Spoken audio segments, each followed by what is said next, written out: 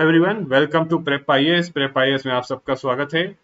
आज हम जुडिशरी के कुछ जो लास्ट रिमेनिंग एस्पेक्ट्स है वो पढ़ने जा रहे हैं, that is tribunals, judicial activism.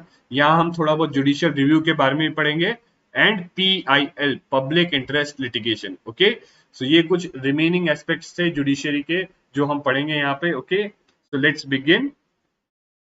Again, जो लोग हमें अभी ज्वाइन कर रहे हैं उनके लिए कुछ इन्फॉर्मेशन कि ये प्रेप आईएएस ने 3 मंथ्स का completely free crash course launch किया है for UPSC prelims 2021। Okay, and this will be a very comprehensive course. ये आपका स्टैटिक पार्ट और डायनेमिक पार्ट दोनों कवर करता है। आपको हर संडे डाउट सेशंस भी मिलेंगे, सी सैट भी होगी, सी सैट की क्लासेस हर संडे होती है, और प्लस आपको 5 high quality full length mock test भी मिलेंगे। ओके, और यहाँ पे आप फैकल्टी की डिटेल्स देख सकते हो, और आपको अगर डिटेल शेड्यूल चाहिए इसका या रजिस्ट्रेशन लिंक तो आप डिस्क्रिप्शन बॉक्स में देख सकते हो उसको। ओके, तो लेट्स बिगिन। अब कुछ प्रीवियस ईयर क्वेश्चन करते हैं, और ये प्रीवियस ईयर क्वेश्चन जुडिशियरी पे ही है, राइट। सो लेट्स सी आपने कितना रिवाइज किया और आप कितना कर पाते हैं। Consider the following statements. The motion to impeach a judge of Supreme Court of India cannot be rejected by Speaker of Lok Sabha as per Judges Inquiry Act। तो आप सबको पता है, तो रिमूव अ जज मोशन चाहिए जिसमें 100 members चाहिए लोकसभा में वो मोशन मूव करने के लिए, और 50 मेंबर्स चाहिए इंट्रोड्यूस करने के लिए, 50 मेंबर्स चाहिए राज्यसभा में, राइट। और जब ये जाते हैं तो ये स्पीकर के पास जाता है।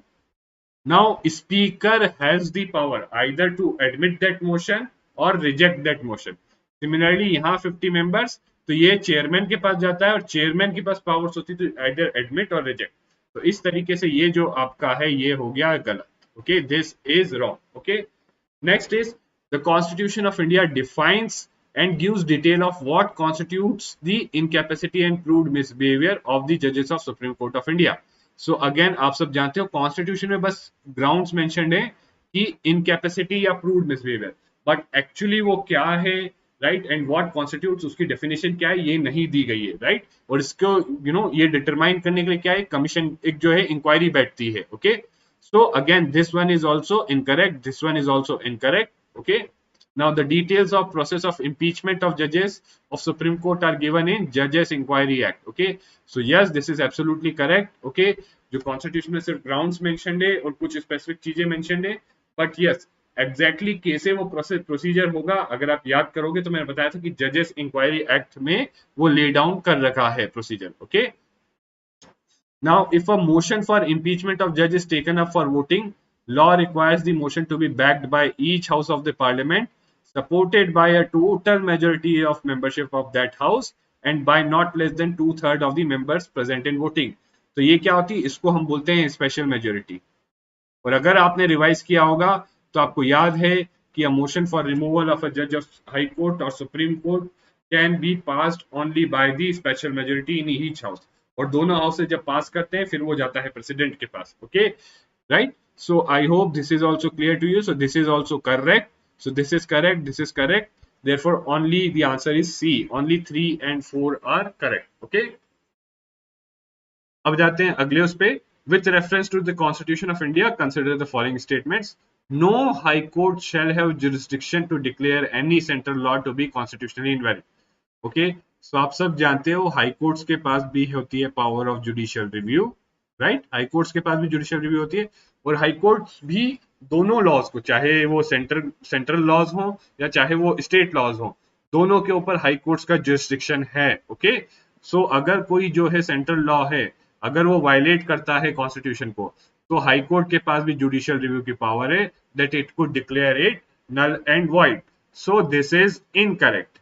High courts have the jurisdiction to declare central law, constitutionally invalid if they violate the constitution। Okay, so this is incorrect। Okay, now an amendment to the Constitution of India cannot be called into the question by the Supreme Court of India। Okay, so basically ये क्या कह रहा है कि amendment, जो constitution of India को कोई amendment किया होगा तो it is outside the purview of judicial review,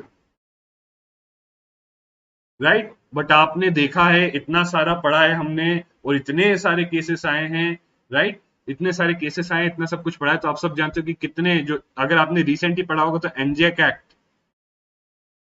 act और 99th कॉन्स्टिट्यूशनल अमेंडमेंट, आप सब जानते हो 99th कॉन्स्टिट्यूशनल अमेंडमेंट को सुप्रीम कोर्ट ने क्या किया था, स्ट्राइक डाउन किया था, ओके, अपनी जुडिशियल रिव्यू की पावर्स को यूज करते हुए, because it violated what, basic structure, okay. क्योंकि तो किसी भी, देखिए, judicial review is part of basic structure, और अगर आप किसी चीज को कॉन्स्टिट्यूशन में जुडिशियल रिव्यू के बाहर निकाल रहे हो, then you are violating the basic structure.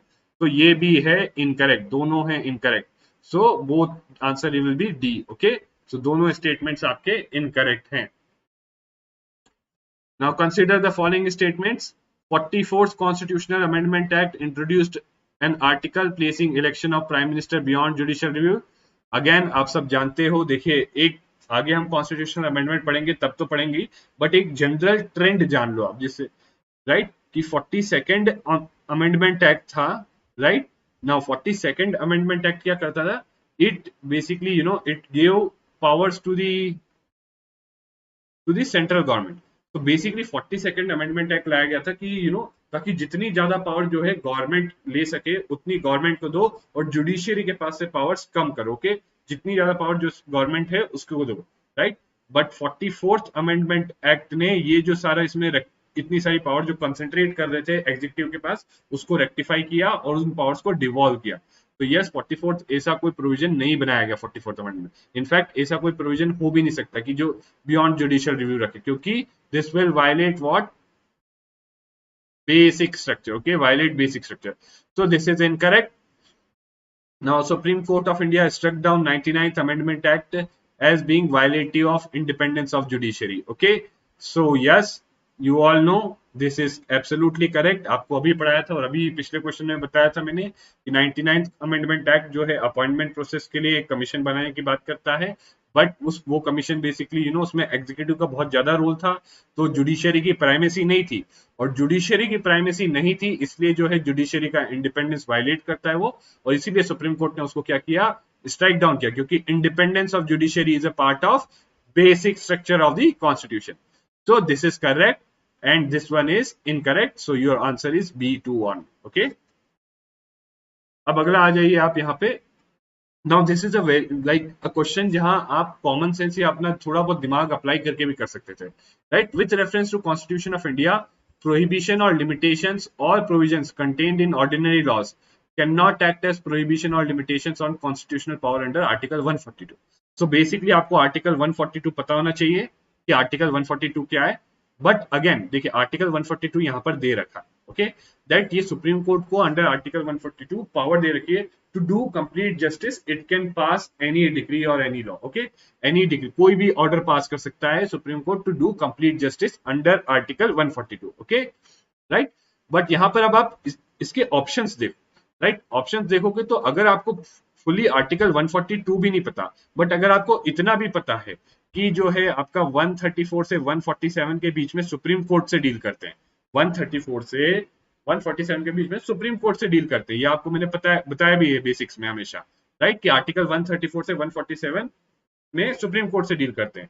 तो उसमें आप देखोगे फर्स्ट ये क्या कहता है, decisions taken by Election Commission of India while discharging is duties can not be challenged in any court of law, no, क्योंकि इलेक्शन कमीशन के प्रोविजन आगे देखोगे दूसरे आर्टिकल्स में लाई करते हैं। Similarly, Supreme Court of India is not constrained by the in the exercise of its power by laws made by the Parliament. This is correct. Okay, यही है सुप्रीम कोर्ट की पावर, इसमें दी जाती है कि अपनी पावर्स एक्सरसाइज कर सकता है, कोई भी ऑर्डर पास कर सकता है to do complete justice, right. अब in grave financial crisis president of India can declare financial emergency. So आप सब जानते हो फाइनेंशियल इमरजेंसी तो 360 में है, तो ये 142 में नहीं है, तो ये भी गलत है। Okay, state legislature cannot make laws on certain matters without the concurrence of union legislature. तो ये भी आप जानते हो, ये भी नहीं है यहाँ पर। So simply अगर आपको इतना भी पता होता कि आर्टिकल 142 यानी 134 से 147 के बीच में सुप्रीम कोर्ट से डील करते हैं, तो आप बड़ी इजीली इसको आंसर बी कर सकते हैं। Okay, so the answer is B. Now अब स्टार्ट करते हैं अपना ट्राइब्यूनल्स। सो अगेन बड़ा ही सिंपल है, tribunals are quasi judicial bodies, okay, quasi judicial, right, मतलब क्वासी जुडिशियल मतलब दे परफॉर्म एडजुडिकेटरी फंक्शंस।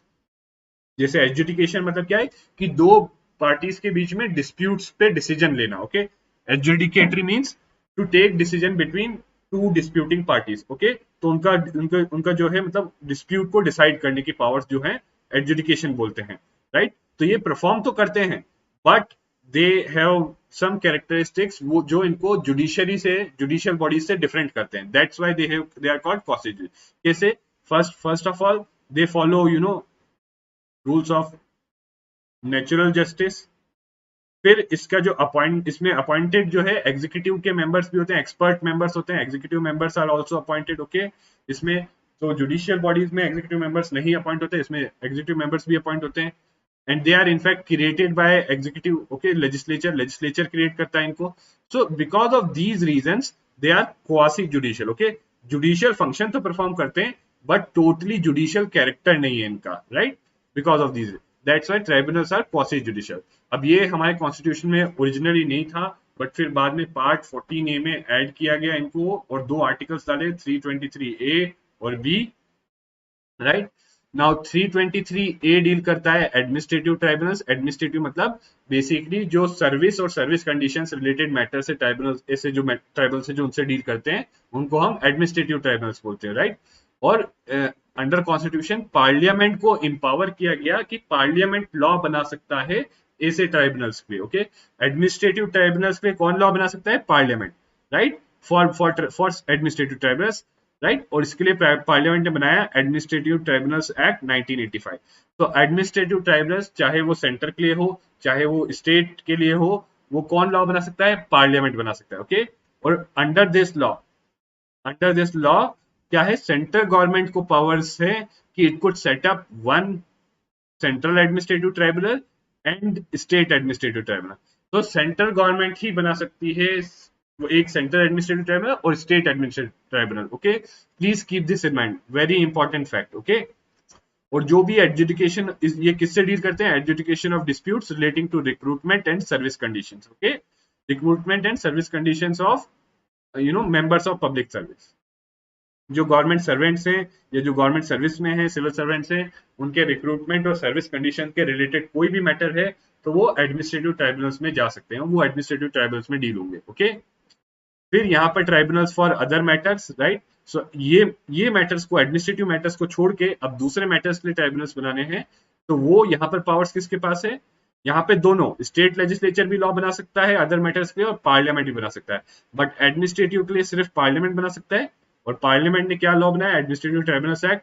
और अंडर दिस एक्ट सिर्फ सेंट्रल गवर्नमेंट सेटअप कर सकती है एडमिनिस्ट्रेटिव ट्राइब्यूनल, चाहे वो सेंटर के लिए हो चाहे वो स्टेट के लिए हो। Okay, so I hope this is clear. और अदर मैटर्स क्या है? What are these other matters जिनके लिए ट्राइब्यूनल्स बनाए जा सकते हैं?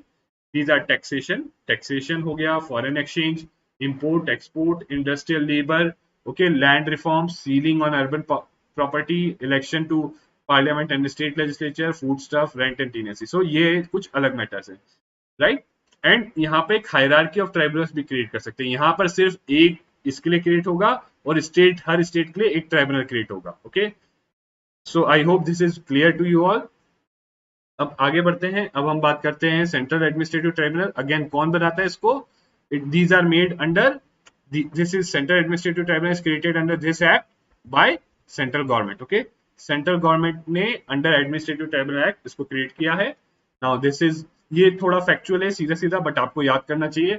It is a multi member body, मतलब एक से ज्यादा मेंबर्स हैं, राइट? चेयरमैन होगा और मेंबर, चेयरमैन प्लस मेंबर्स होंगे इसके। Okay, right? And it has a principal bench, जो है मेन बेंच इसकी दिल्ली में है। इसके अलावा एडिशनल बेंचेस है अलग अलग रीजन्स में। ओके, टर्म, जो मेंबर्स का टर्म क्या है? चेयरमैन का है 5, सबका 5 इयर्स है, बट चेयरमैन का 5 इयर्स और 65 years, which ever is earlier.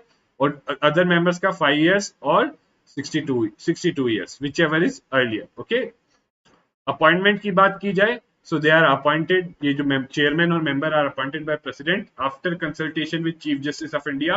और ये कंसल्टेशन के लिए चीफ जस्टिस एक हाई पावर्ड कमिटी बनाता है, which is headed by a serving or retired judge. Okay, so please keep this in mind कि अपॉइंटमेंट होता है प्रेसिडेंट और consultation with CGI. Okay, and again consultation कैसे होता है? एक हाई पावर्ड कमिटी सीजीआई बनाता है for purpose of consultation. Okay, now original jurisdiction, so CAT has original jurisdiction in relation to recruitment and all service matters of public servant. Okay, recruitment और जो दूसरे service matters है public servant के, उनको लेके original jurisdiction है, मतलब directly directly in matters में कोई पब्लिक सर्वेंट है, उसकी कोई रिक्रूटमेंट या सर्विस मैटर है, तो उसको लेके डायरेक्टली पब्लिक सर्वेंट जो है कैट के पास जा सकता है। ओके, और कौन सी सर्विसेज कवर करता है CAT? It covers all India service. तो ऑल इंडिया सर्विस के किसी मेंबर का कोई भी डिस्प्यूट है वो कैट के पास जा सकता है। Central civil services, civil post under centre and civilian employees of defence services. Okay, तो ये सारी सर्विसेज जो हैं these are under CAT. Okay, इनके जो जो रिक्रूटमेंट और सर्विस रिलेटेड मैटर्स के अगर कोई डिस्प्यूट होगा तो कैट के पास जा सकते हैं। ओके, और फंक्शनिंग में they are guided by principles of natural justice and not bound by the procedure laid down by civil procedure code. So see देखिए, यही चीज है कि बेसिकली अगर ये दिस मेक्स देम फ्लेक्सिबल, इसके कारण वो फ्लेक्सिबल होते हैं और उनका प्रोसेस जो है, जो जुडिशियल प्रोसीडिंग्स होती है वो इतनी कॉम्प्लिकेटेड नहीं होती। Okay, so this is an advantage. Okay, so इसके थ्रू क्या होता है, बेनिफिट क्या है इसका, कि it could quickly resolve the disputes, और जो जुडिशियरी के ऊपर बर्डन जो है सर्विस मैटर्स और इनका कम हो जाता है। ओके, हालांकि इनके थ्रू अगर अगर कोई पर्सन इसके पास डिस्प्यूट ले गया कैट के पास, और अगर वो इसने जो जजमेंट दिया उससे सेटिस्फाइड नहीं है, तो फिर वो जा सकता है हाई कोर्ट के पास, और हाई कोर्ट के पास वो जा सकता है सुप्रीम कोर्ट के पास, राइट। और यहाँ पर इनफैक्ट पहले तो ये कर रखा था कि हाई कोर्ट की जुरिस्डिक्शन से बाहर कर रखा था कि अगर इसका कोई अपील सीधा सुप्रीम कोर्ट के पास। बट चंद्र कुमार केस के अंदर, चंद्र कुमार केस में सुप्रीम कोर्ट ने होल्ड किया कि देखिए, ये जो आप डायरेक्टली सीधा इसका जो है सुप्रीम कोर्ट के पास ले जा रहे हो, तो this is violating the power, this is violating the power of high court which is part of basic structure. Okay, so इसीलिए उसने तब कहा कि आप पहले इससे कोई भी जो होगा अपील पहले हाई कोर्ट जाएगी, फिर हाई कोर्ट से अपील जो है सुप्रीम कोर्ट में आएगी। Okay, now state administrative tribunal, ये भी एडमिनिस्ट्रेटिव ट्राइब्यूनल्स एक्ट 1985 में के अंडर ही आते हैं। और central government can, state government के लिए सेंट्रल गवर्नमेंट एस्टेब्लिश करेगी, वो भी रिक्वेस्ट करने पे, right, on request of state government. So किसी स्टेट को अगर एडमिनिस्ट्रेटिव ट्राइब्यूनल बनवाना होगा तो वो सेंट्रल गवर्नमेंट को रिक्वेस्ट करेगा कि we need a state administrative tribunal, और फिर सेंट्रल गवर्नमेंट उसे एस्टेब्लिश करेगा। ओके, जहां तक ओरिजिनल जुरिस्डिक्शन इनकी है, again on recruitment and service matters of state government employees. तो स्टेट गवर्नमेंट के जो एम्प्लॉयज हैं उनको अगर रिक्रूटमेंट और सर्विस कंडीशंस में कोई डिस्प्यूट आता है तो वो सीधा जाएंगे सैट के पास, उनके जो रिलेटेड सैट है, राइट, स्टेट एडमिनिस्ट्रेटिव ट्राइब्यूनल के पास। ओके, इसके chairman and members are appointed by president but after consultation with the governor of the concern state. So please, इसके भी जो सैट के चेयरमैन और जो मेंबर्स हैं they are appointed by president, but consultation यहाँ governor of the concern state से है। ओके, एंड ये जो आपका एडमिनिस्ट्रेटिव ट्राइब्यूनल एक्ट है, this also makes provision for joint administrative tribunal, मतलब दो या दो से ज्यादा स्टेट्स को से एक ही ट्राइब्यूनल चाहिए, जॉइंट एडमिनिस्ट्रेटिव ट्राइब्यूनल बनाया जा सकता है। ओके, अब आ जाते हैं हम जुडिशियल रिव्यू की बात करते हैं।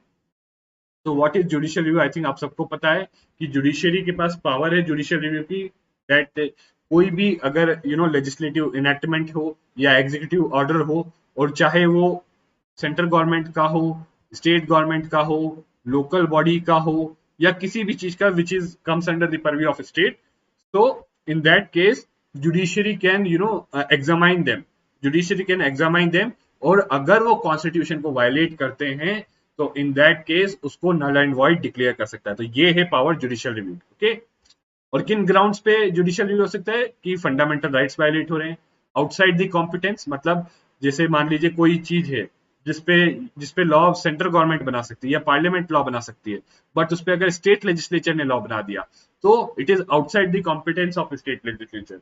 इन दैट केस जुडिशियरी जो है उसको एग्जामाइन करेगी लॉ को, उसको स्ट्राइक डाउन कर देगी। Okay, it will strike down that law because it is outside the competence of state legislature, okay, and repugnant to the constitutional provision, मतलब constitutional provisions के against जा रहे हैं तो भी it could be strike declared as null and void, right? Now जहां तक scope की बात है जुडिशियल रिव्यू की, it is based on procedure established by law, rather due process of law। तो बेसिकली देखिए, जब हम बात करते हैं किसी चीज के वैलिडिटी, जुडिशियल रिव्यू की बात करते हैं किसी चीज पे, तो दो चीजें देखी जाती हैं। एक तो क्या वो इज इट सब्सटेंटिव थिंग, कि is it following the constitution, is it as per the provisions, जो कॉन्स्टिट्यूशन में प्रोविजन है उसके अकॉर्डिंग है। और दूसरा आ जाता है प्रोसीजर, राइट, कि क्या वो रीजनेबल है, क्या वो फेयर है, क्या वो जस्ट है, ये दो एस्पेक्ट कि क्या एक तो वो as per proper as per law है, वो सब्सटेंटिव हो गया, और दूसरा देखते हैं कि क्या वो रीजनेबल फेयर जस्ट है। तो जब हम ड्यू प्रोसेस ऑफ लॉ की बात करते हैं तो उसमें ये दोनों चीजें आती हैं, बट जब प्रोसीजर एस्टेब्लिश्ड बाय लॉ की बात करते हैं तो बस सब्सटेंटिव एस्पेक्ट आता है, जैसे कि क्या वो विद इन द कॉम्पिटेंस है, क्या वो फंडामेंटल राइट्स को वायलेट करता है या नहीं करता है। ओके, ये तो इंडिया में जो है it is based on procedure established by law. And again but article 21 के केस में, मेनका केस में, मेनका गांधी केस में सुप्रीम कोर्ट ने क्या है, due process of law introduce करे। तो जब आर्टिकल 21 के केस में अगर कोई जुडिशियल रिव्यू हो रहा होगा तो तब ड्यू प्रोसेस ऑफ लॉ से होगा, क्योंकि मेनका गांधी केस में सुप्रीम कोर्ट ने due process of law introduce किया है। But rest of the place पे, क्योंकि हमारे कॉन्स्टिट्यूशन में एक्सप्रेशन इस एक्सप्रेशन के अकॉर्डिंग होता है कि procedure established by law.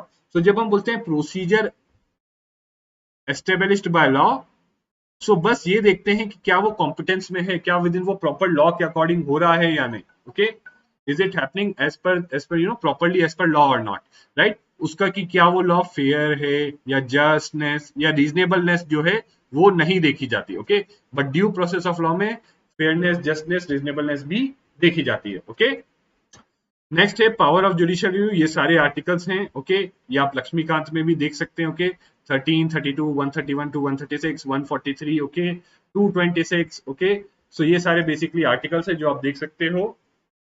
Okay, so I hope आपको क्लियर है कि जुडिशियल रिव्यू पावर के रिगार्डिंग इंडिया में।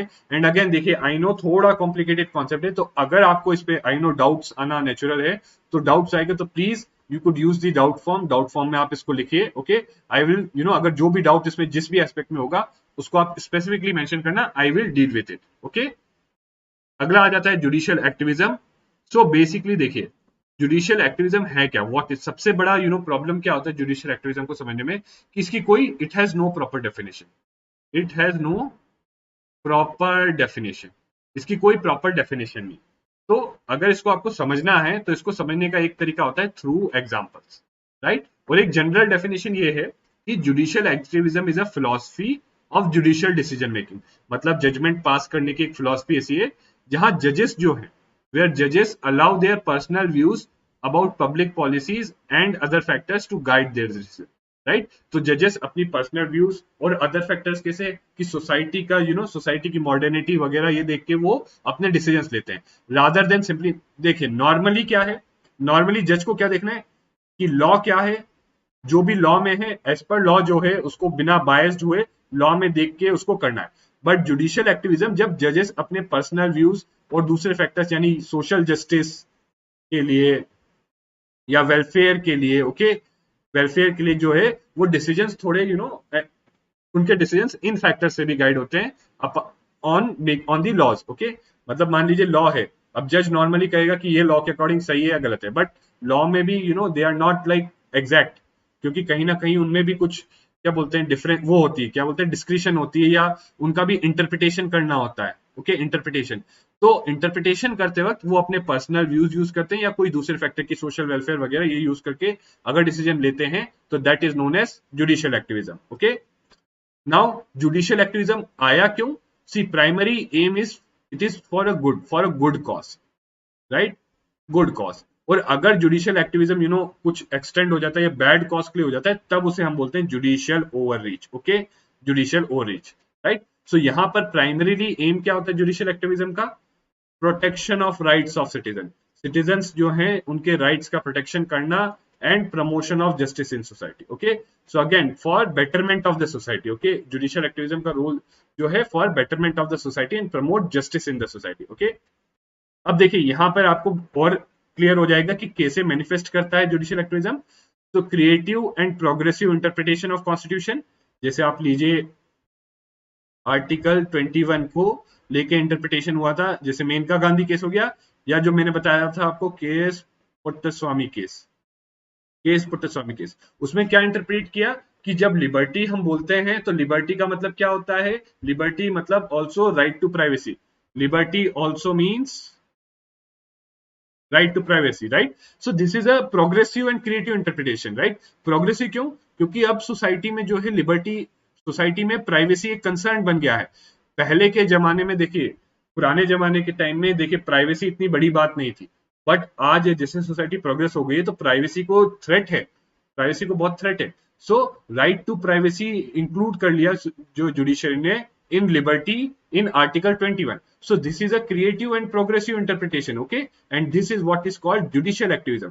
क्योंकि जजेस ने यहाँ पर अपने पर्सनल व्यू या अदर फैक्टर यहाँ पर क्या हुआ कि प्रोग्रेस हो गया, सोसाइटी में जो प्रोग्रेस हुआ उसको बेसिस लेके जो है जुडिशरी ने क्या किया होल्ड कि जो है right to privacy should be a part of right to life and liberty under article 13।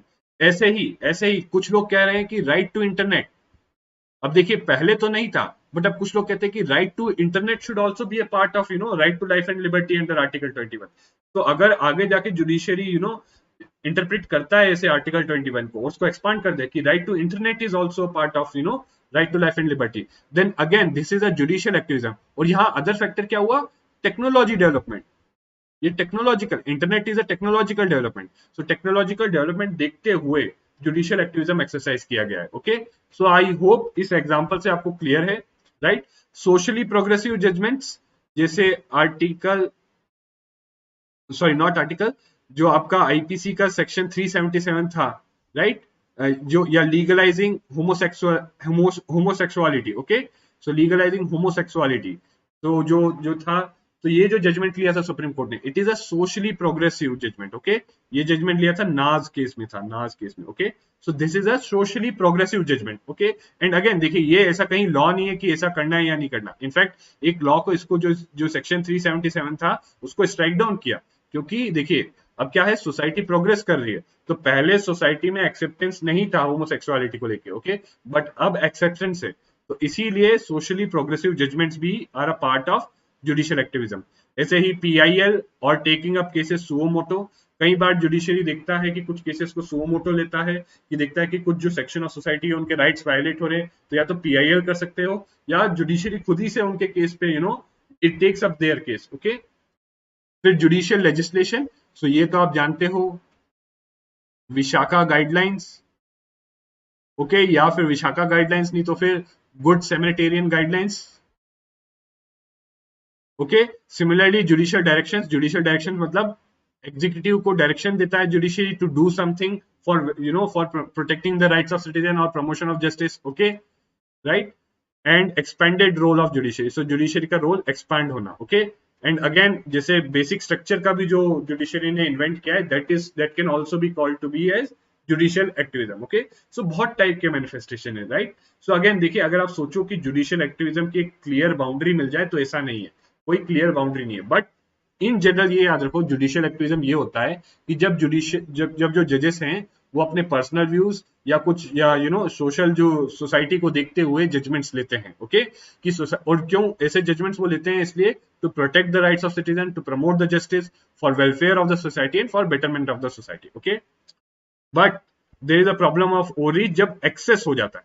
तो इसका एक एग्जांपल होगा 2012 में, जब सुप्रीम कोर्ट ने कहा था कि जो सीआईसी है या इंफॉर्मेशन कमीशन है, उसमें 50% जो मेंबर्स होने चाहिए, दे शुड बी जजेस, ओके।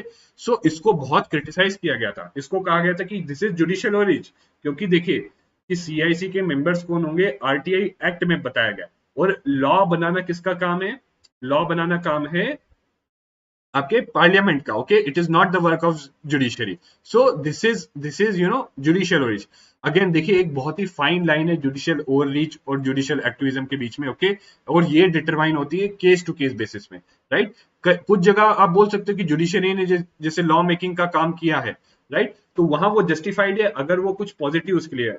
जैसे मान लीजिए कुछ जगह जुडिशरी ने, जैसे विशाखा गाइडलाइंस थी, तो आप बोलोगे कि यार वे विशाखा गाइडलाइंस, जुडिशरी एक तरीके से लॉ मेकिंग कर रहा है, बट ये तो पार्लियामेंट का काम है, ये जुडिशियल ओवररीच है, बट नहीं, ये जस्टिफाइड क्यों है, क्योंकि देखिए ये पार्लियामेंट की ड्यूटी थी, पार्लियामेंट और जो एग्जीक्यूटिव है, लेजिस्लेचर और एग्जीक्यूटिव की ड्यूटी थी कि जो वुमेन है उनको वर्क प्लेस पे they are remain protected, but because parliament और एग्जीक्यूटिव अपनी ड्यूटी नहीं फुलफिल कर पाए, इसीलिए सुप्रीम कोर्ट को एज अ लास्ट रिजॉर्ट ये गाइडलाइंस देनी पड़ी, ओके। ये गाइडलाइंस सुप्रीम कोर्ट को एज अ लास्ट रिजॉर्ट लानी पड़ी, and that too for for what, for promotion of justice, for rights of citizen, कौन, वुमेन एट वर्क प्लेस, की women at workplace feel safe, okay women चाहे, ताकि women को work place पे safe feel हो, तो supreme court को ये गाइडलाइंस लानी पड़ी, क्योंकि जो आपका एग्जीक्यूटिव था और लेजिस्लेचर था वो अपनी ये रिस्पॉन्सिबिलिटी फुलफिल नहीं कर पा रहे थे। ओके तो इस केस में जस्टिफाइड है, राइट, बट एज जैसे मैंने अभी सीआईसी वाले केस में बताया वहां जस्टिफाइड नहीं है, क्योंकि वो जो रिस्पॉन्सिबिलिटी है वो किसकी रिस्पॉन्सिबिलिटी है, वो रिस्पॉन्सिबिलिटी एक तो पार्लियामेंट की, और दूसरा अगर जुडिशियल मेंबर्स आप लाओगे तो इसके कारण ऐसा कोई गारंटी नहीं है कि जुडिशियल मेंबर्स ही सही डिसीजंस दे सकते हैं। ओके और ये भी कहा गया था कि जुडिशियल मेंबर्स ले आओगे तो जो डिलेज और बढ़ जाएंगे, क्योंकि जुडिशियल मेंबर्स पूरा जुडिशियरी का प्रोसीजर वगैरह फॉलो करेंगे तो डिलेज आपके बढ़ जाएंगे। सो आई होप आपको जुडिशियल एक्टिविज्म क्या है और क्या चीज जुडिशियल एक्टिविज्म कहलाती है और क्या चीज जुडिशियल ओरिज कहलाती है ये क्लियर है। ओके एंड अगेन रैशनल क्या है जुडिशियल एक्टिविज्म का, इसका सिर्फ एक ही रैशनल है कि जब जो है हमारा एग्जीक्यूटिव या लेजिस्लेचर फेल कर जाता है अपनी ड्यूटीज परफॉर्म करने में, और जो है लोगों के राइट्स वायलेट होते हैं और जस्ट इनजस्टिस होता है सोसाइटी में, और एग्जीक्यूटिव और लेजिस्लेचर फेल कर जाता है उसको रिड्रेस करने में, तब जुडिशियल एक्टिविज्म की जरूरत पड़ती है। ओके अब हम लास्ट एस्पेक्ट पढ़ते हैं, that is public interest litigation. So now this is a product of judicial activism. Okay, this is a product of judicial activism. Now और इसका इसका इसका जो है, जो who were the pioneers of it? It was V.R. Krishna Iyer and Justice P.N. Bhagwati. They were pioneers of the concept of PIL. Again देखिए PIL क्या है, आप नाम से ही समझिए, इसका नाम क्या है, public interest litigation. So it is a litigation in public interest, right. और अगेन इसका क्रक्स क्या है, मतलब की पॉइंट क्या है, दूसरे लिटिगेशन से पीआईएल डिफरेंट कैसे है? दूसरे लिटिगेशन से पीआईएल डिफरेंट इसलिए है क्योंकि it involves dilution of rule of locus स्टैंडाई। अब लोकस स्टैंडाई क्या होता है? लोकस स्टैंडाई का मतलब ये होता है कि सुप्रीम कोर्ट या किसी भी कोर्ट में जाके कोई केस आप जब ही डाल सकते हो जब आप उससे डायरेक्टली रिलेटेड हो, जब आपकी लोकस स्टैंडाई हो, जब आप उससे अफेक्ट होते हो। बट पीआईएल में क्या किया गया कि कोई भी सिटीजन जो है वो एक सुप्रीम कोर्ट को अप्रोच कर सकता है, right. It could approach supreme court और higher courts for what, for justice for public interest, okay, for public interest वो लिटिगेशन डाल सकता है इन सुप्रीम कोर्ट और हायर कोर्ट्स। एंड अगेन यहाँ पे इसका प्राइमरी पर्पस क्या था? प्राइमरी पर्पस पीआईएल का ये था कि इट वाज सीन कि कई सेक्शंस ऑफ सोसाइटी हैं जो वल्नरेबल, मार्जिनलाइज्ड, पुअर ऐसे। अब ये जो है, मान लीजिए इसे हम बोलते हैं बेगर्स। अब सी बेगर्स का अगर राइट वायलेट होगा या बेगर्स के अगेंस्ट कुछ उनका कलेक्टिवली उन सबका कोई राइट वायलेट होगा, तो बेगर्स खुद से तो जा नहीं पाएंगे सुप्रीम कोर्ट। क्यों? क्योंकि उनके पास ना इतना मीन्स है, ना इतना पैसा है, ना इतना नॉलेज या इन्फॉर्मेशन है कि वो खुद से जा पाए, राइट। सो अगेन इसीलिए ये देखा था सुप्रीम कोर्ट ने कि ऐसा हो रहा है कि कई ऐसे सेक्शन ऑफ सोसाइटी है जो खुद से कोर्ट्स के पास नहीं जा पा रहे, who are not able to reach the courts on their own. Okay? तो इसीलिए उन तक जस्टिस ले जाने के लिए सुप्रीम कोर्ट ने क्या किया कि जो है पब्लिक इंटरेस्ट में अगर कोई if there is a litigation in public interest, तो उसके लिए लोकस स्टैंडाई डाइल्यूट कर दी गई। कि फिर ऐसा है कि कोई general, if there is some person से सम काइंड हार्टेड पर्सन या कोई अच्छा पब्लिक स्पिरिटेड पर्सन है, right, some public spirited person, अगर वो देखता है कि यार ये बेगर सफर कर रहे हैं और इनके ये राइट्स वायलेट हो रहे हैं, तो वो इनके बिहाफ पे सुप्रीम कोर्ट में जाके he could file a case, he could litigate on their behalf in supreme court. Okay and again ultimately इसका पर्पस क्या है? इसका पर्पस है to ensure access to justice to those section of society, to those section of society who are not able to reach it. Okay, who are poor, weak, vulnerable, marginalized and so on. तो ऐसे sections of society जो poor, week, vulnerable और marginalised हैं, जो खुद से supreme court के पास या हायर कोर्ट्स के पास नहीं जा सकते अपने राइट्स के लिए, उसके लिए सुप्रीम कोर्ट ने क्या किया? उसके लिए सुप्रीम कोर्ट ने जो है रूल ऑफ लोकस स्टैंडाई डाइल्यूट कर दिया, और अब इनके लिए, इनके बिहाफ पे कोई भी जो है कोई काइंड हार्टेड पर्सन, कोई पब्लिक स्पिरिटेड पर्सन इनके बिहाफ पे जाके केस कर सकता है सुप्रीम कोर्ट में। ओके तो आई होप आपको एक कॉन्सेप्ट पब्लिक इंटरेस्ट लिटिगेशन का क्लियर होगा। Okay please remember this is the core of it, this is the most important aspect of public interest litigation, it involves dilution of rule of locus स्टैंडाई in cases where public interest is involved. Okay, यहाँ पे आप definition देख सकते हो, that a legal action initiated in court of law for enforcement of public interest और general interest in which public or class of community have pecuniary interest and or some legal interest by which rights or liabilities are affected. तो in fact देखिए initially जब PIL आया था तो बस इसी चीज के लिए था कि जो पुअर मार्जिनाइज उनके राइट्स के लिए, बट अब जो है पीआईएल का स्कोप है ना, अब जनरल पब्लिक इंटरेस्ट कर दिया गया, जनरल पब्लिक इंटरेस्ट। सो अब इन्वायरमेंटल प्रॉब्लम्स जैसे पोल्यूशन वगैरह ये हो गया, या और भी कोई मैटर जनरल पब्लिक इंटरेस्ट का है, वो भी अब पीआईएल के एम्बिट के अंदर, स्कोप के अंदर आता है। ओके, नाउ यहाँ पर आप फीचर्स देख सकते हो, features of PIL. It ensures that justice reaches to poor masses. It is not adversarial type of litigation. Adversarial मतलब जो आप जानते हो सुप्रीम कोर्ट में एक पार्टी 1 होगी और पार्टी 2 होगी, right, and they are fighting against each other, right, वो एक दूसरे के अगेंस्ट क्लेम करते हैं। बट इसमें ये नहीं होता, इसमें सुप्रीम कोर्ट के पास सुप्रीम कोर्ट के पास कोई जाता है, so it is not against someone, it is for someone. Okay, किसी जो है कोई सेक्शन ऑफ सोसाइटी के लिए है, ओके, या और फॉर सम कॉज है। Okay, now it is intended for public interest rather than individual interest. मतलब कोई अपना इंडिविजुअल पर्सन अपने पर्सनल राइट के लिए या पर्सनल इंटरेस्ट के लिए he could not file a PIL. ये मेनली जो है इसका टेस्ट, अगर कोई पीआईएल होगा या नहीं होगा, उसका टेस्ट क्या है कि it should be for public interest. Okay, it is a cooperative effort. Cooperative effort मतलब ऐसा नहीं है petitioner, the state and the court सब मिल के जो जनरल पब्लिक इंटरेस्ट की जो प्रॉब्लम है उसको रिजॉल्व करने की कोशिश करते हैं, राइट, ताकि and they work for promotion of the rights of vulnerable section of society. Okay, protection and promotion of rights of vulnerable section of society. Okay, इस और पीआईएल में courts play more assertive role. Okay, right, and no determination और adjudication of individual rights. So individual rights की चीजें PIL में deal नहीं की जाती। ओके, एंड अगेन देखिए पीआईएल आप नॉर्मली भी फाइल कर सकते हो, आप एक लेटर लिख के पीआईएल भेज सकते हो, लेटर के थ्रू, टेलीग्राम के थ्रू, या इवन न्यूज रिपोर्ट्स के थ्रू, you could file a PIL on basis of this. Okay, so इसमें जो नॉर्मल जो है डाइल्यूट हो जाते हैं, नॉर्मल जो जुडिशियल प्रोसीडिंग्स के रूल होते हैं वो कहीं ना कहीं जो है थोड़े बहुत डाइल्यूट कर दिए जाते हैं। Okay, and scope, so scope is for rights, and please remember this is very important कि किस चीज के लिए पीआईएल कर सकते हैं। so rights and welfare of marginalized and vulnerable sections of society, right, and other public interest matters। okay, other public interest matters में यहाँ environment हो गया आपका, और भी दूसरा pollution वगैरह हो गया। okay, और protection of our heritage,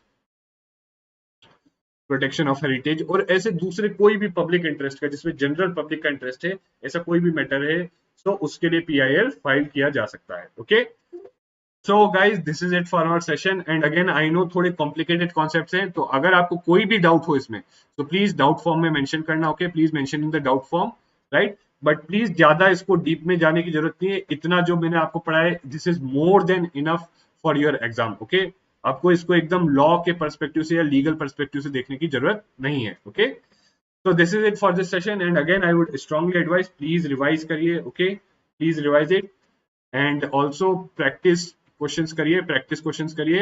हमारे टेलीग्राम चैनल पे आप ज्वाइन कर सकते हैं, टेलीग्राम चैनल पे वहां पे प्रैक्टिस क्वेश्चंस आपको मिल जाएंगे हर लेक्चर के बाद। so guys, thank you very much and stay safe and see you again next time।